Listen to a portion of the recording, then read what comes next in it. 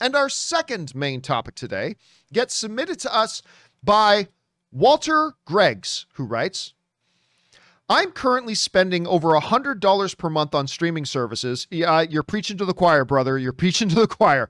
And I'm looking to cut back on that monthly expense. So I thought it was really interesting when I saw that HBO Max was going to start offering the service for $10 per month if you're willing to be served ads. I personally don't hate commercials, but I'm sure I'd rather not have them. What do you guys think? Would a few commercials be worth saving $5 per month? That's $60 for the year.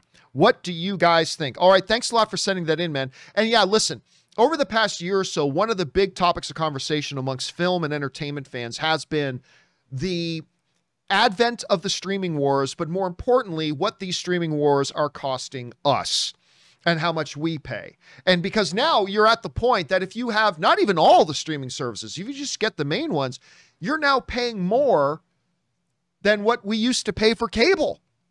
And the whole idea about the streaming era was to free us from that yoke of bondage of high costs. Well, guess what? Now we're paying more, and depending on how many of the streaming services you get, you could be paying significantly more. Now, of course, you can make the argument we're getting much better stuff, of course, but the cost is there. Now, one of those services is, of course, HBO Max, an absolutely fantastic streaming services, one of the absolute necessary ones. I think, if anybody asks me, John, like, what are the 4 or 5 out of the 20 or 30 out there that I have to have? I will always say HBO Max has to be one of those. Now, of course, HBO Max goes for $15 a pop, but as Peacock introduced different tiers, Peacock has, a totally, they've got a tier where you get some ads, you got tiers where you get no ads.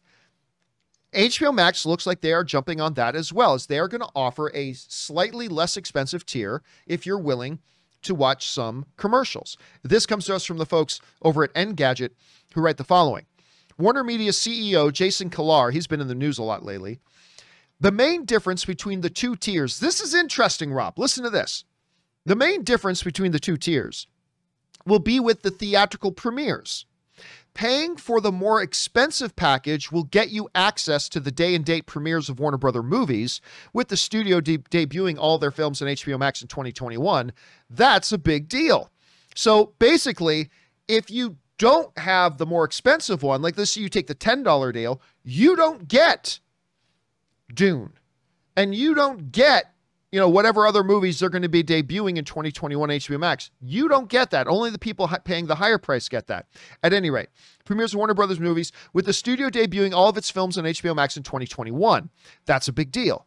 HBO shows also won't carry ads, whether you're on the less expensive tier or not. Okay, so that's also relevant. If you're getting the $10 tier, you won't get ads on HBO original shows. That's very interesting. Beyond that, everything else will be the same, according to Kilar's past statement. So this is kind of interesting. This is interesting. So they're going to offer another tier.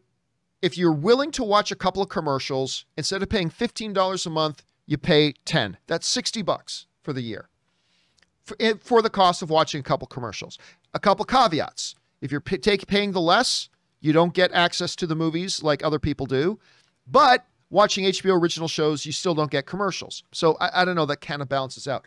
Rob, the question really then becomes, I think all of us would agree that if we have the choice and everything else is equal between watching a show or movie with commercials or watching a show or movie without commercials, everything being equal, obviously we all say without commercials. The question becomes then, how much is it worth to not have commercials? I know some people like Walter here writing in saying, like, I don't hate commercials. I mean, I'd rather not have them, but I don't hate them. That's fine if they pop in. Some people like the commercial breaks. It gives them their automatic built-in chance to run to the bathroom or do whatever they want to do. I know some people who would pay a king's ransom to take away their commercials. I'll give you $1,000 to take away the commercials. So I guess it really comes down to how much is it worth to you to not have any commercials?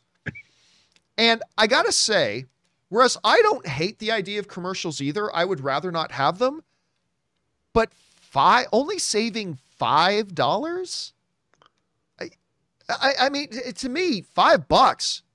$5? That's all? You're only going to give me a discount of $5? and while throwing in commercials, okay, I might as well just keep the more expensive tier, which very well, Rob, could be their strategy. Saying, hey, look, we're offering you a cheaper tier, even though we know very well for saving $5, you're not going to go with the cheaper tier. I mean, I don't know. Rob, I get, but then I don't know, maybe would $7 be more enticing? Would $6 a month, you know, for HBO with ads be more enticing? How much money would HBO actually make off those? I don't know, but just from a fan's perspective, Rob, what would it be? How much would you need to save in order to have a modest number of commercials thrown into the programming be worth it to you? How much do they have to save you in order for you to accept getting commercials? Oh, look, I hate commercials. And let's say you're paying $50 a month for HBO Max.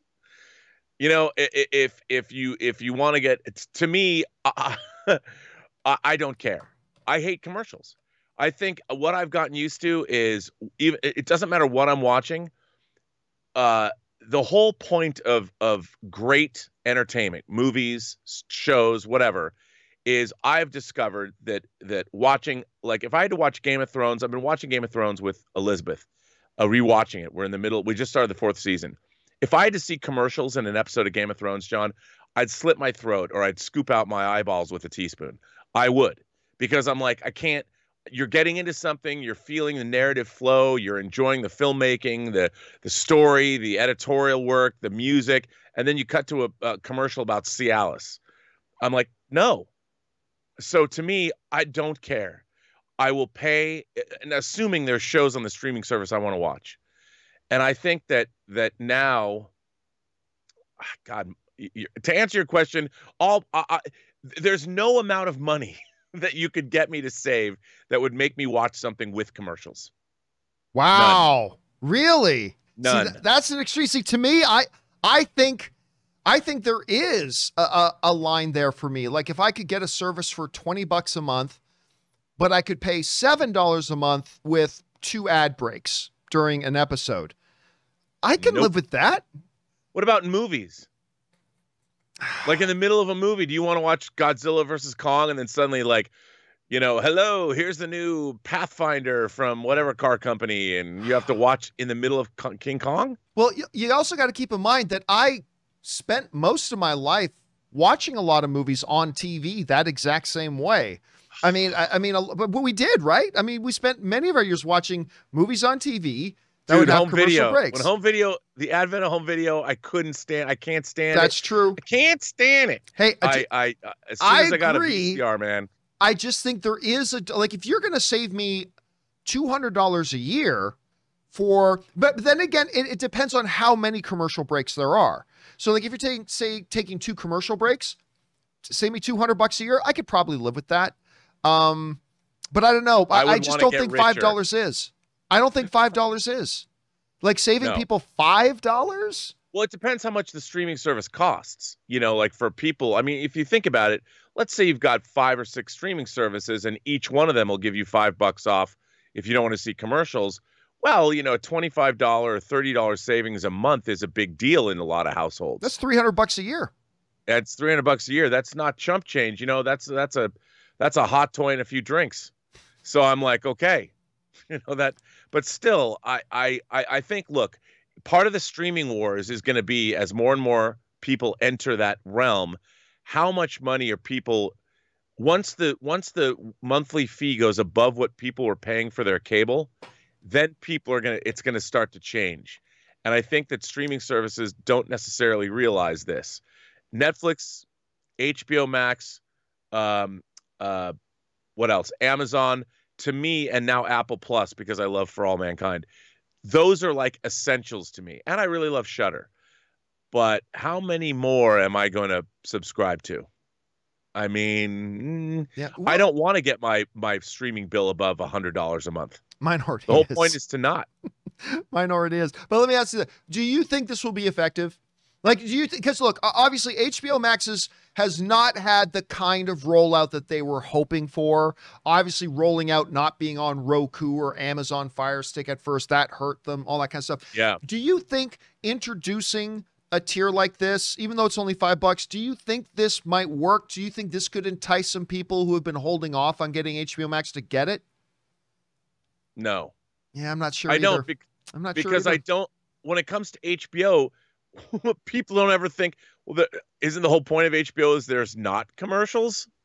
That when has there ever been commercials on? Like, can you imagine if you're now working at HBO and what are you going to do? Go insert commercials into every single episode of every, whether it's Sex and the City, whether it's Game of Thrones, whether it's Sopranos.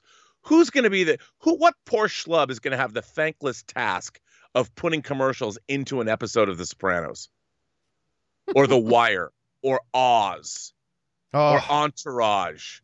Schillinger's about to get down and, oh, nope, let's cut to some happy-go-lucky, whatever. I can't even imagine what that's going to be like. All right, guys, the question for you is this. What do you think about this move by HBO Max? Maybe you're somebody who hasn't got HBO yet. With them dropping the price to $10, if you're willing to put up some ads, would that be enough to entice you? Also, though, you got to understand that when the new movies roll out for the rest of 2021, you don't get access to those movies.